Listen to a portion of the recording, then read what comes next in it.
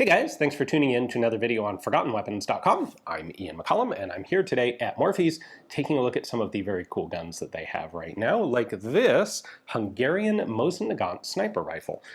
Now, in the English-speaking collector community, this is typically called an M52, but that's not actually a designation from the Hungarian military. In Hungary, the Model 9130 was adopted as the Model 48 rifle, and this is the Model 48 Tavcsöves Puska. Hopefully I didn't butcher that too badly, or Model 48 scoped rifle. They didn't have a specific designation for it as a sniper rifle, although it did serve as the standard Hungarian military sniper rifle for a couple of decades. The background here is, of course, after World War II, Hungary was kind of a wreck.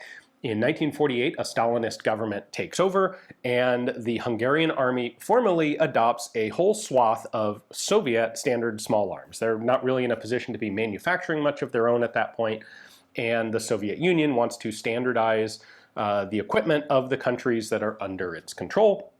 So everyone's getting Soviet small arms. And if you think like M1 is a confusing designation in the US because of how many different M1s we have, with Hungary in 1948, it's even worse because they adopt an entire suite of new small arms that are all the 48M. So there's the 48M pistol, which is the TT-33 Tokarev, the 48M carbine, which is the Mosin Model 1944, the 48M rifle, which is the 9130, the 48M sniper rifle, which is this, the 48M machine gun, which is the Degtyarev, and the 48M submachine gun, which is the Papasha 41. They're all the 48M. You just have to identify them by what type of gun it is, which kind of makes the model designation a little less helpful. Anyway, getting off on a sidetrack here.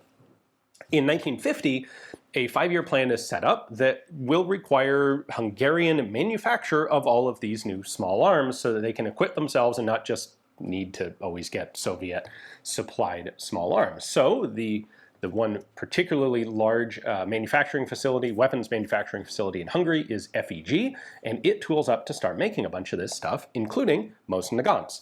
Now, in total, between 1948 or 1950 and 1953, they would manufacture 213,990 M9130 Mosins, and 4,100 of those were sniper models. Now, the data, those numbers that I have, come directly from the Hungarian government, courtesy of Laszlo Betz, who is a Hungarian small arms researcher, also the author of the head stamp book Rifles on the Danube, all about the history of Hungarian AKs.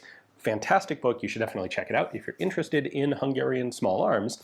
Thanks to him, we have those very specific numbers and a few other numbers on where these guns actually went that we'll get to in a minute. It's not clear to me what happened in 1954, if those dates include 1954 manufacture, or if that data table just doesn't extend to 54, or if the guns were made in 53 and then assembled and dated in 54. I'm not entirely sure, because we do see enough Hungarian Mosins dated 1954 that they're not fake. I just don't know exactly how they work into that serial number table. At any rate, it's really a quite small number of these that are manufactured as sniper rifles. They are a complete exact copy of the Soviet 9130s, including the optics and the optics mount. The optics are made by a separate Hungarian optics factory in Hungary. The rifles are enough of a perfect match for the Soviet ones. FEG got technical assistance in setting up production from the Soviets. These rifles are sometimes, when found, have been repaired either by the Hungarian military or by other users with Soviet-made parts. You'll sometimes also find them with Soviet scopes and scope mounts.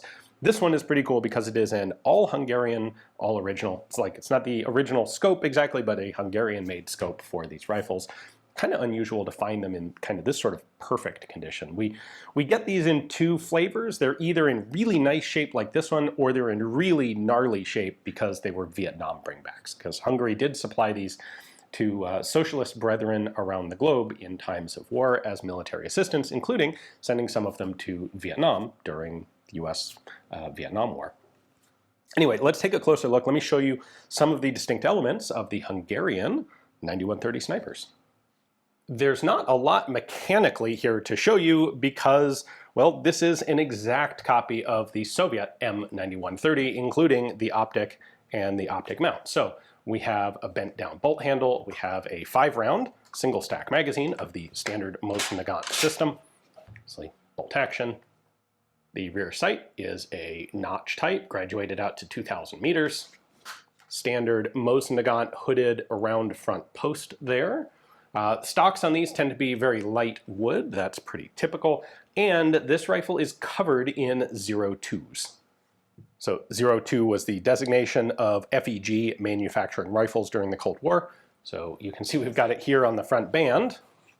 And if I start to remove the front band, we've also got it on the band spring underneath, the rear band, the trigger guard, big ol' stamp here on the buttstock, the butt plate, the scope mount, the scope base under the scope mount, the rear sight spring, and of course the receiver. Now the receivers here have a little more information as well, of course. So 02 factory designation. We have a date of production, which is 1953 on this example. We have a Hungarian proof mark crest there.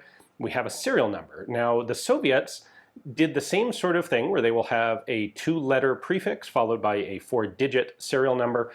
The Hungarians followed that model, but Hungarian is not a language that is written in Cyrillic characters, so these letter prefixes are all Latin characters, and as far as I can tell, all of the sniper rifles are in the BC prefix. So this one's 4654, and this one is all matching, which is pretty cool. You can see that on the bolt handle there, for example. Now, if we take the stock off, we can check the original production date on the receiver. We can see that these are marked the same as the Russian and Soviet Mosins, 02 being the factory and 1953 the production date. Now the optics markings are a little bit different because they weren't made by FEG, they were made by an optics factory, specifically one with the code designation 41. So that's the factory mark. 1954 is production date on this particular scope. Serial number on the scope. This serial number has no relation to the rifle.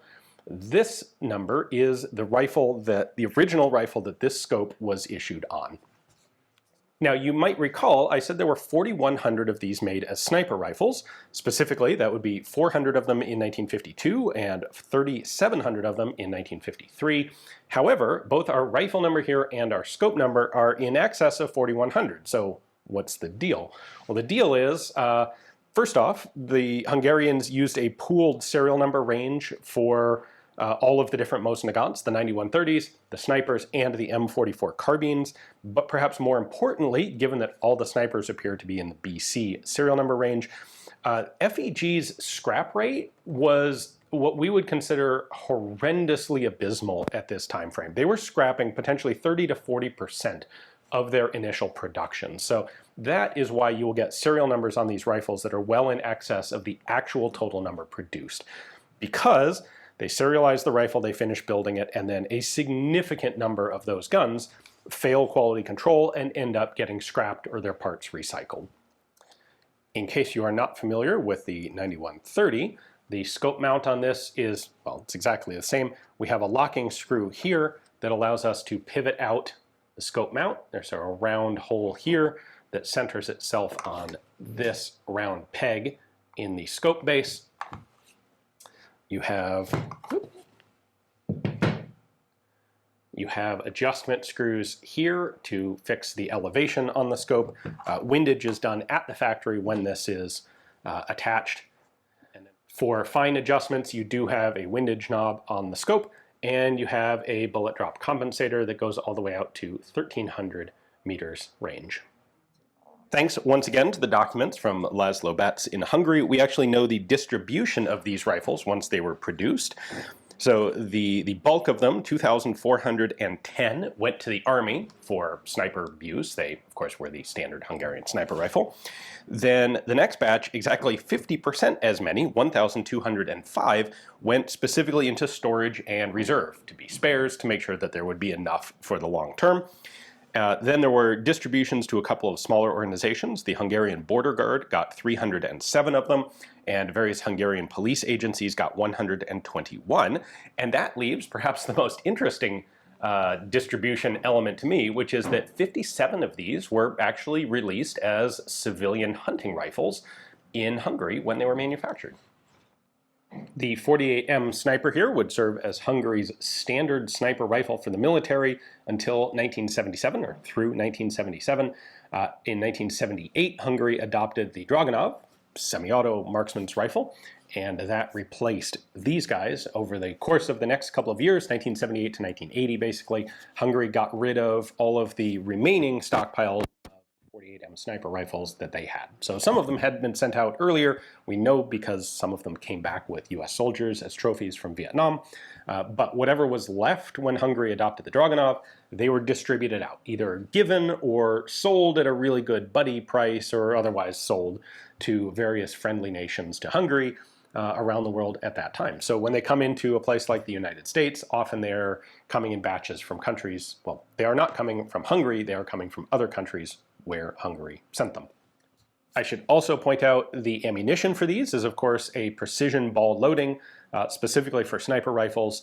Until 1960, that ammo is all imported from the Soviet Union. In 1960, they start producing it domestically. So, big thanks to Morphes for giving me the opportunity to film this really nice 48M sniper for you guys, and a big thanks to Laszlo Betts for helping me out with some Hungarian government data on production and distribution of these rifles. I do not speak Hungarian, and nor do I have good access to Hungarian government archive records. So very cool to have his help. If you're interested in his work, definitely check out Rifles on the Danube. I'll have a link to that in the description text below. Hopefully you enjoyed the video. Thanks for watching.